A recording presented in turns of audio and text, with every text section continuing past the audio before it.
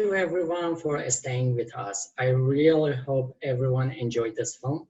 We are honored to have the filmmaker Onur Karaman with us. Thank you, Onur, for joining us today. Thank you for having me. My pleasure. So, you wrote this story after reading a news article about two people, unbelievably beating a poor dog with baseball bats for no reason, which is strange. So could you please tell us how you extended that news article to your current story? Yeah, I'll try. My brain works in a different way, I guess. Well, I mean, stories like that I used to get outraged by stories like that, especially with animal cruelty. But as I got older, I think I got a little bit wiser, where I stopped being so mad about it and just tried to understand what the situation is. And I realized that these two guys, if the story was true, I don't know if it's true, it's on Facebook, so it could be anything. But, I realized these guys were so didn't understand what the purpose of life is. Not that I do understand it, but it's just, just because you could do something doesn't mean you have to do it, especially if it's something cruel. And then this thought extends to what about us? Are we participating in the bad that's going around the world without even knowing it? Are we not aware of everything that's going on? So I mean, I guess it's just a allegoric way of thinking about all this. Great, amazing. And actually, when it comes to drug and sex, we usually blame the victims, and the jurisdiction system usually charge the sex traffickers and drug dealers. And we rarely talk about the buyers or consumers who have a significant role in the existence of this business. And your film pointed out actually to this less spoken fact. And I think it's getting worse when a knowledgeable person like Frederick, your protagonist, is a buyer. And could you please tell us why you chose Frederick to carry out and to deliver your message? Well, I think, this has been going on for some time, especially in the social media era. It's an era of self-righteousness, and that itself is a problem if it's only to prove how good you are to other people without necessarily being good. So that's why it was important for me. And it was to be honest with you, I don't know how the link with the dog story came up about this, but we're going to hear more and more about these situations about child prostitution, rings, and whatnot. And it's scary. It's, and I don't know how to say these things. Everything's very, very interlinked in an allegorical way in my mind. But it's really, really important to go back to Frederick. It's really important to be aware of all our actions in life, and that comes with a little bit of wisdom that I think we do not have nowadays. I think we grow old with a lot of information, with a good amount of wealth, certain of us, and material wealth, but we get old without getting any wisdom, and that is the case for Frederick as well. I think he represents that era of extreme self-righteousness without necessarily doing good, just looking out for himself. Yeah, and he's philosophy college professor, and he's knowledgeable, and he perceives about the consequences of his acts. And for me, it's and I think for most of the viewers, it's getting worse actually when this person at the end revealed that he's a buyer too. And and you did a great job actually to make this loop and intertwine these three stories together and make this loop. That was great. So And we talk about Frederick, and all of your performers did a great job. So could you please tell us a little bit about the casting and what kind of conversation you had with your performers to prepare them for each role? Well, sure. But before anything, I'd like to say something. This film is on a tiny shoestring budget, and we shot it for approximately $40,000, which Oh, not even short films get made with that money. So a lot of these actors, when they participated, it was a labor of love, and the casting was done so organically. You know, when you do something with such a small budget, things have to happen, and that's a sign basically that this movie should be made. Frederick, that's Silvio. I ran into him at a cocktail at a film festival, and we chatted a little bit, and I was like, oh man. After I wrote the script, I'm like, oh man, this guy would be great. We met, and he was so into the script. His brother's a philosophy teacher in college, so he actually did a lot of training on site, you know, to see how his brother would react to students. He had the script read by him to see if everything was, you know, up to par.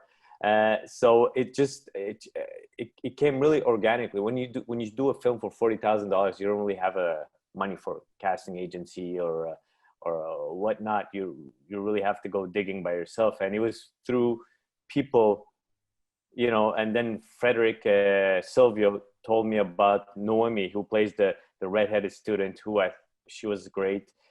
Cassandra, I ran into Cassandra was little, had to be a little, she had to look young, and she had to have a little voice, so we could think that she was like 15, 16, but I didn't want to deal with the 15, 16-year-old actress for this role. I wanted someone who was over 18 years old because of what it entails. So it just so happened that I ran into her audition tape for another film, and I met up with her, and she was just perfect for the role. So like all the casting happened so organically that it was just, I think it was meant to be. yeah, and that was great. And as I said, everyone did a great job. And again, I mean, you all pull it off with, with that tiny budget. And I really know that how hard and difficult it is actually to make a film with a tiny budget. And let's talk a little bit about your cinematography. The cinematography of your film is brilliant, and it serves the content very well. And it's not those kind of, cinematography that tries to promote itself. It's just, it just serves the content, which I really love. And could you please tell us about the conversation you had with your DOP, Simon, to actually reach an agreement, reach a mutual cinematic language? Yeah, I mean, because of the story, you know, you had two parallel stories going hand in hand. But the thing is, one of the stories was a lot more cleaner than the Jinx and Cassandra realities. So we thought about, we talked about having it filmed with two different lenses. One of them, which gave a little dirtier look to the more rugged reality of Cassandra, and the other one was a much more cleaner look with the red lenses to Frederick's class. And it was great, and we agreed that most of Cassandra's reality was going to be shot on shoulders, especially at Jinx's house. Like I said, Simon did a great job. We had no money. We didn't have a full truck. We had an Econoline that I was driving, to set, and he was borrowing lights here and there from his friends. And I think he pulled an excellent job, and it really served the film's purpose too. That's what's really important. As sometimes what happens is that the cinematography gets ahead of the storytelling, and that could be a little problematic. In this case, it really served its purpose. And I'm curious to know, how many days did it take you to shoot the entire movie? I think it was like 8, 9 days. Oh, just in 8 and 9 days? Yeah. Literally 1 week and 2 more days. And the entire film, I mean, all the locations and. Yeah, what we did is I spoke to Benoit, who is my first assistant director. I went to the two different blocks, you know, so whatever that was filmed at school was one block. So we did that in like two days, 3 days, something like that. And then every residential area we did in another block. So so yeah, it was shot in record time. Like I said, $40,000, man. You don't have a lot of room to play with there. So it had to be done like that. And we had the, you know, everything was based on the unions, on Actis and UDA. So we had to follow those protocols as well. It was tough. It was something. It was very, very, very tiring. Yeah, I can imagine.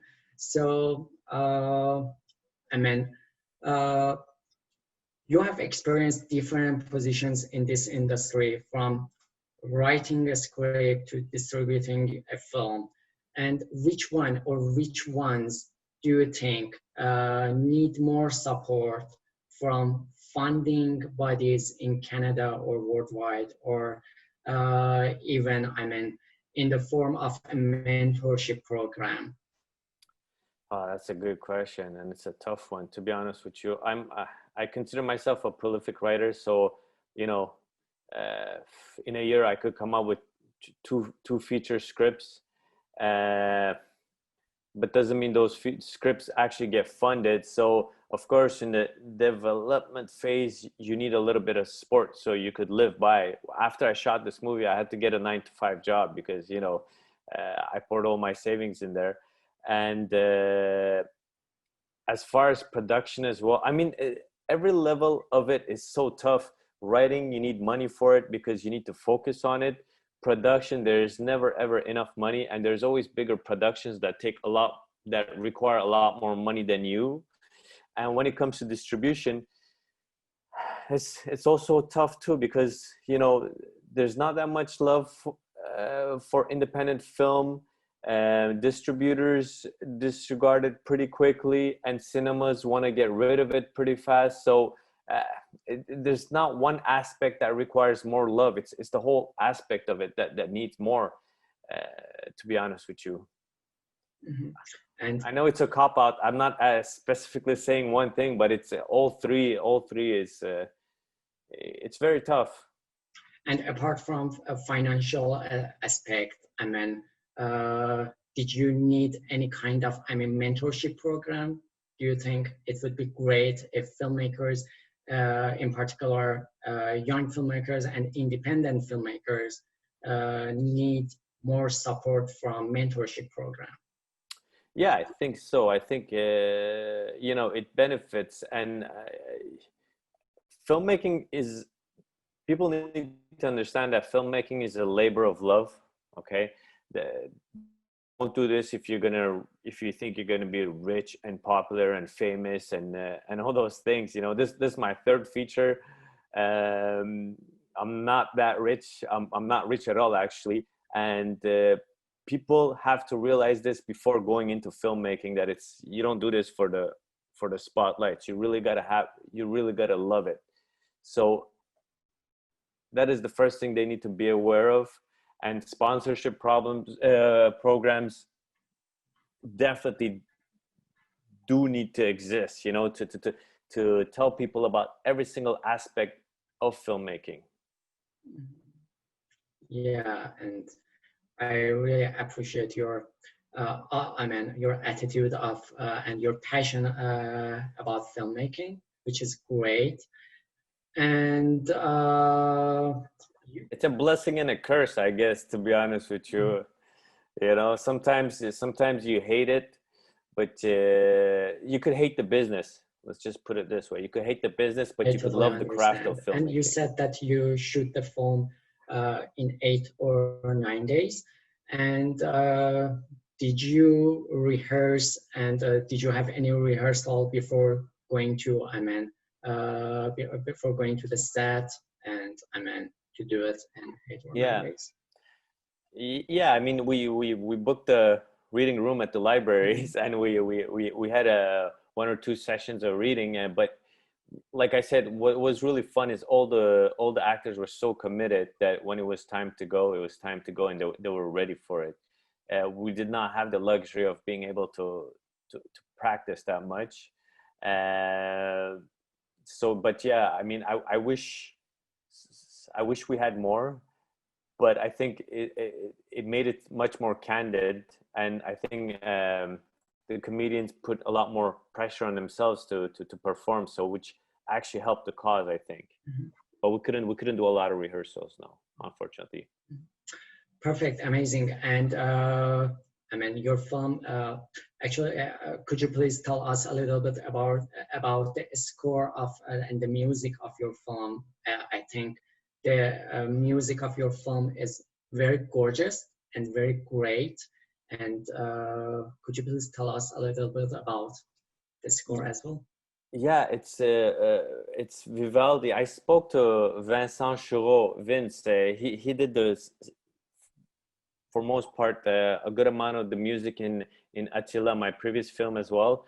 And I said, "Hey Vince, I got this new movie, but I got no money. You feel like doing it?" He was like, "Sure, man, let's do it."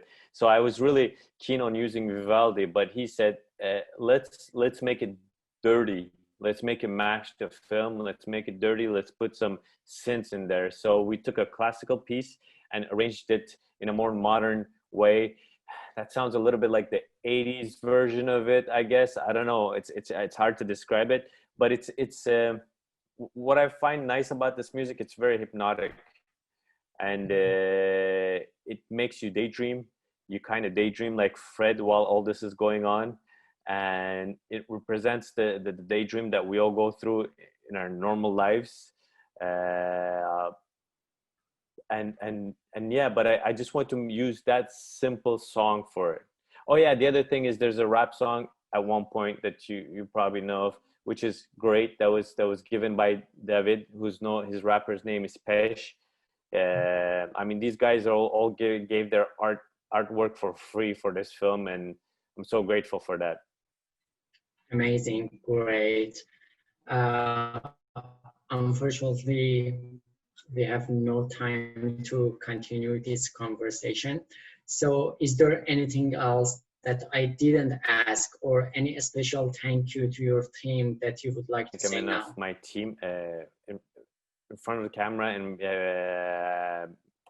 on and off the camera. Thank you so much, and thank you guys for showing the film, and to all the young filmmakers out there, it's a labor of love. Remember that.